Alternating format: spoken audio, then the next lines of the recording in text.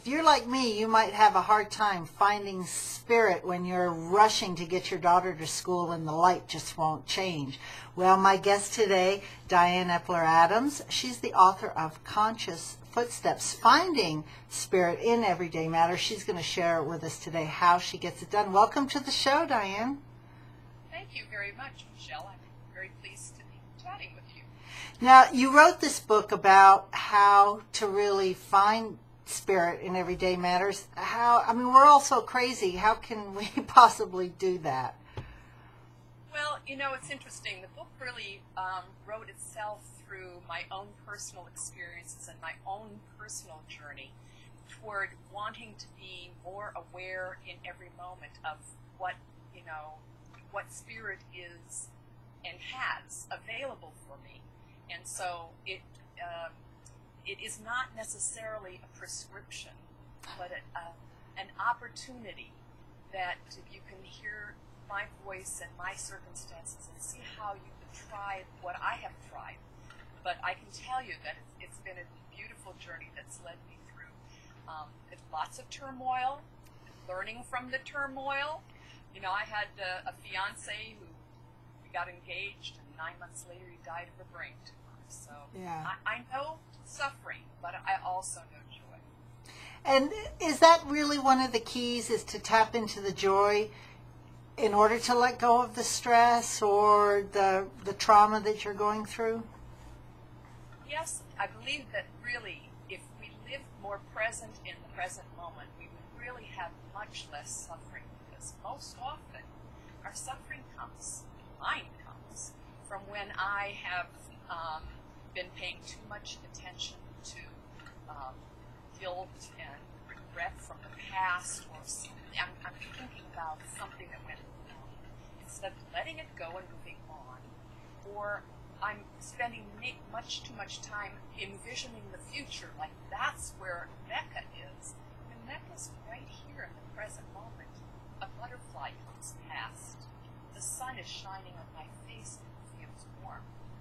So I think we're all on a journey, and we're all at different places. We have, women with small children have the stress of, paying attention to those needs. Men with high-stress jobs have, every one of us have reasons why we can get distracted.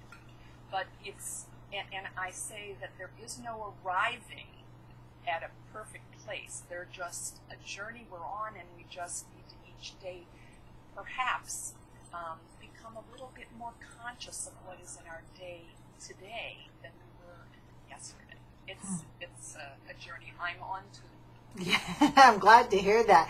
Now, you said that this book has sort of written itself. What do you mean by that? Did you just sit down and start writing? Well, I'm a professional astrologer, and I have been for 7 years writing a new moon newsletter, which had two parts to it. One was the astrology part, which, of course, my clients always love to see what's happening in the month ahead. But I would always do an essay in the beginning, because I wanted to, I guess my mission is to make spirituality practical, so that we can sort of heal this separation we have between, Sunday being a holy day and the rest of the week sucks. So, that's not it. That's not it at all. It's all God, in my view. So this essay I've been writing for 7 years, I had no idea that it was going to become a book. It came to me that it could be a book, and that it would have a longer duration of assistance to people if I put it in print, instead of an email that comes once a month that gets, discarded. How much of astrology is in effect when we're stressed and not enjoying the sun and the butterfly? Can we blame it on the moon and the stars? Well, there's always influences that challenge us, although I see those influences, frankly, as wake-up calls, opportunities. They don't necessarily require we suffer unless we're holding on to the way things have been.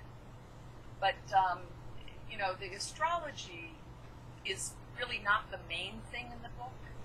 the main thing is consciousness. I took the astrology out and mostly I put an appendix in called Using Astrology as a Conscious Tool for those who would want to know more.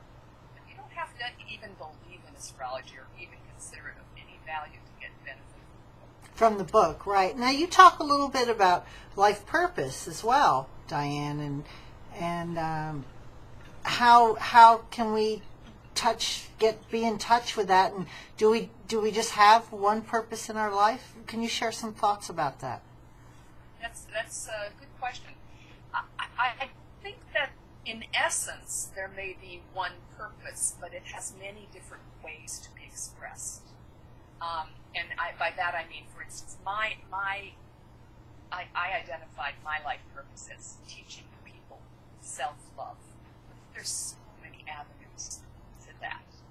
So I do believe purpose is essential to happiness, because we all have a reason for our life and a expression that the world needs. In fact, if we were all really doing what our passion, what we really enjoyed, we would not have much conflict in the world, because we'd all be served in our unique purpose. Congratulations on the book. It is Conscious Footsteps, and people can find it wherever books are sold, Amazon, and of course on my websites, and you can just click on the link and go ahead and buy it. Congratulations, because you're #1 on Amazon, and that's quite a feat, and everybody should go buy the book and write a review for you so that you can continue to soar up those Amazon charts. And I congratulate you. Thanks for being a guest on the show today.